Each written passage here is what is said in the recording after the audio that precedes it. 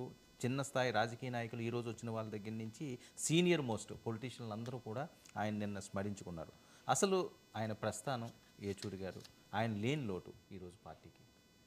సీతారామ యేచూరి మృతి అనేది నిజానికి సిపిఎంకే కాదు, దేశ రాజకీయాలకు, ముఖ్యంగా ప్రజాస్వామ్య శక్తులకు పెద్ద లోటు అని అందరూ కూడా చెప్తారు. ఇంకోటి, భారత రాజకీయాల్లో వివాదరహితంగా, స్వార్థరహితంగా, ప్రజల కోసమే అంకితమై ఒక మేధా శిఖరంలాగా, intellectual giant of an intellectual అంటారు కదా, ఒక మహామేధావిలాగా ఉండటం. ప్రధానమంత్రులు లేకపోతే క్యారిడర్స్ ఆఫ్ పవర్, ప్రధానమంత్రుల నియామకాల దగ్గర నుంచి కీలక పాత్ర వహించిన వ్యక్తి తను మాత్రం ఎర్రజెండా పట్టుకొని పేద ప్రజలు, కష్టజీవులు, విద్యార్థులు, యువత ఇలా అనుకుంటూ దానికోసమే ఆఖరి వరకు అంకితమైనటువంటి వ్యక్తి. అంటే ఏ పదవి కంటే కూడా ప్రజలతో మమేకమై ప్రజల కోసం త్యాగాలు చేసే వాళ్ళకి ఎక్కువ గౌరవం లభిస్తుంది అనడానికి సీతారామ యేచూరి ఆయన జీవితం గొప్ప నిదర్శనం. సీతారామ యేచూరి నుంచి వచ్చింది అనేక రూపాల్లో. ఆయన విద్యార్థి ఉద్యమం నుంచి బయలుదేరి కమ్యూనిస్ట్గా మారి, అది కూడా ఎప్పుడో ఎమర్జెన్సీలో. వాళ్ళ కుటుంబంలో వాళ్ళ మేనమా మోహన్ కందా ఈ ఉమ్మడి రాష్ట్రానికి ప్రధాన కార్యదర్శిగా పనిచేసిన, చీఫ్ సెక్రటరీగా చేసిన వ్యక్తి అయితే కుటుంబంలో అందరూ దాదాపు ఐఏఎస్లే. ఈయన కూడా ఆల్ ఇండియా ఫస్ట్ వచ్చాడు సిబిఎస్ఈలో. అప్పుడే ఏదో పోటీలో నెగ్గితే అమెరికా కూడా పంపించారు టూర్. అంటే మీరు ఊహించండి, ఎస్ఏ రైటింగ్లో. నేను ఆయన ఎస్ఎఫ్ఐ నుంచి రిలీవ్ అయ్యేటప్పుడు ఇంటర్వ్యూ చేస్తే అది చెప్పారనమాట. సో అంత ప్రతిభ కలిగిన వ్యక్తి ఆయన కమ్యూనిస్టుగా, అంటే ఉద్యమం వైపు వచ్చి, అప్పుడే ప్రకాష్ కరాత్ ఉన్నాడు. జవహర్లాల్ నెహ్రూ యూనివర్సిటీ చాలా ప్రతిష్టాత్మకమైంది భారతదేశంలో. అప్పటికి వామపక్ష భావాలు అనేక మంది, ఇప్పుడు తర్వాత కాలంలో దేశంలో కీలక పాత్ర వహించిన ప్రొఫెసర్లు, నాయకులు, సలహాదారులు అనేక మంది జేఎన్యూ నుంచి రావడం మనం చూస్తాం. సో ప్రకాష్ కరాత్ కొంచెం సీనియర్, వీళ్ళిద్దరూ జేఎన్యూ ప్రోడక్ట్స్గా వచ్చి భారత రాజకీయాల్లో మలుపు తిప్పారు. ఇందిరాగాంధీతో రాజీనామా చేయించడం అంటే మీరు ఊహించండి. ఎమర్జెన్సీలోనేమో దీనికి వెళ్ళిపోయాడు, అజ్ఞాతవాసం గడిపినా. ఆయన తర్వాత అరెస్ట్ అయ్యాడు, జైల్లో ఉన్నాడు. విడుదలైన తర్వాత ఓడిపోయింది కాంగ్రెస్, జనతా ప్రభుత్వం వచ్చింది. కానీ జేఎన్యూకి మటుకు ప్రధానమంత్రి ఛాన్సలర్, ఆ హోదాలో ఇందిరాగాంధీ ఛాన్సలర్గా ఉన్నారు. ఆమె రాజీనామా చేయడం లేదు, ఎందుకంటే ప్రత్యేకించి నిర్ణయమో తీర్మానమో చేసి అప్పటి వరకు పట్టుకొని ఉందాం ఏదో పదవిని. అప్పుడు సీతారామ యేచూరి విద్యార్థులందరినీ సమీకరించి ఆమెతో ఒక నిరసన ప్రదర్శన చేసి ఆమెను కలవడానికి వెళ్తే ఇద్దరే రావాలంటే కాదు అందరం వస్తామని వెళ్ళి ఆమె అయితే నేనే బయటకు వస్తానంట వచ్చి నేను రాజీనామా చేస్తానని ప్రకటించారు. అంటే ఇందిరాగాంధీతో రాజీనామా చేయించడం అనేది విద్యార్థి ఉద్యమం తొలి దశలో అది ఎంత పెద్ద ఇదో మొదలు పెట్టచ్చు. అంటే నేను అదే ఈరోజు వ్యాసంలో రాశాను.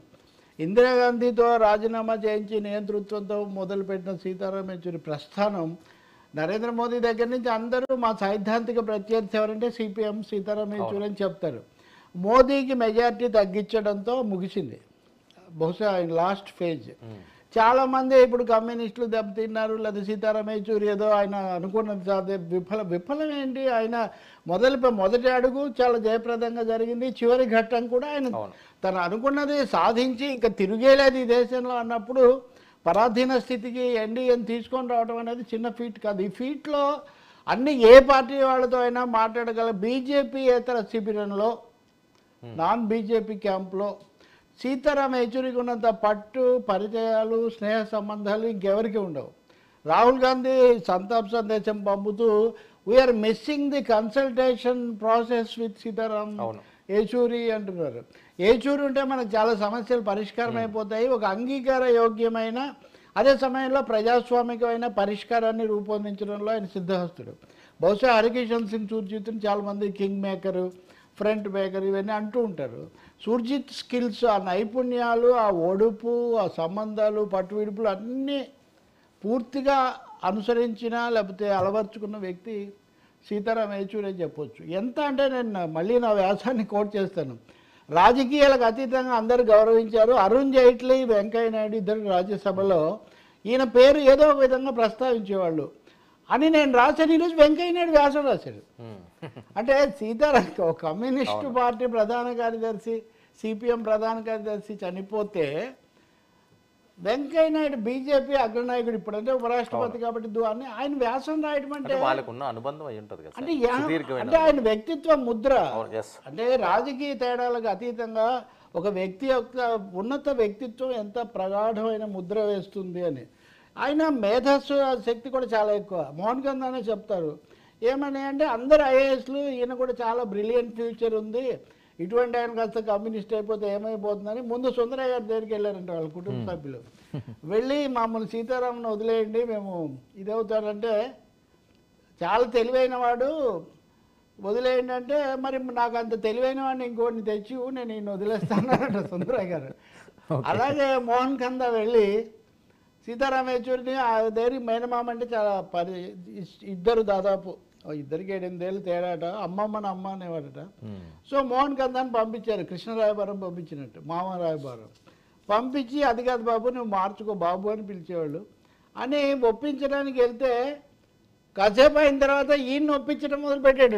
సో మోహన్ కందా నేను ఈయన్ని ఒప్పించడం కాదు నన్ను ఒప్పించేటట్టుగా ఉన్నాడు, బాబు వద్దు నీ దారిని నువ్వు చూసుకో అంటే. ఆయన అంటే విద్యార్థి దశలో చిన్నతనంలోనే అంత ప్రతిభ చూపించినటువంటి వ్యక్తి. అట్లా విద్యార్థి ఉద్యమం నుంచి 86లో విజయవాడలో జరిగినప్పుడే ఆయన ఎస్ఎఫ్ఐ నుంచి ఇదయ్యారు. 85 నుంచి సిపిఎం కేంద్ర కమిటీలో ఉండి తర్వాత పొలిట్ బ్యూరో సభ్యుడై ఈ దేశ రాజకీయాలను మలచటంలో చాలా కీలక పాత్ర వహించారు. 89లో విపి సింగ్ ప్రభుత్వం, 96లో దేవగౌడ యునైటెడ్ ఫ్రంట్ ప్రభుత్వం, 2004 నుంచి మళ్ళీ యూపీఏ. వీటన్నిటిలో కూడా సీతారామ యేచూరి పాత్ర చాలా చాలా కీలకమైన. నాకు బాగా తెలుసు అంటే నేను 80 నుంచి చూస్తూ వచ్చాను.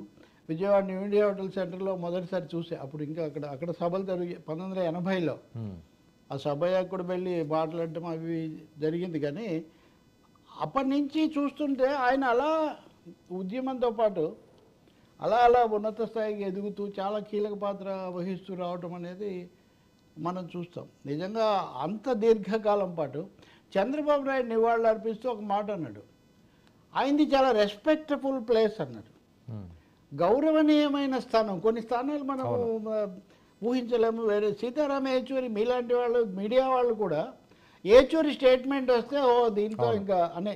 ఎందుకంటే వర్మ మన మీడియా వాళ్ళం కనుక ఒక విషయం చెప్పుకోవాలి, దూరదర్శన్ లేకపోతే ఎన్డీటీవీ వీటితో నేషనల్ మీడియా ఎలక్ట్రానిక్ మీడియా మొదలైనప్పుడు first generation of political commentators and analyst ఎవరంటే సీతారామ యేచూరి.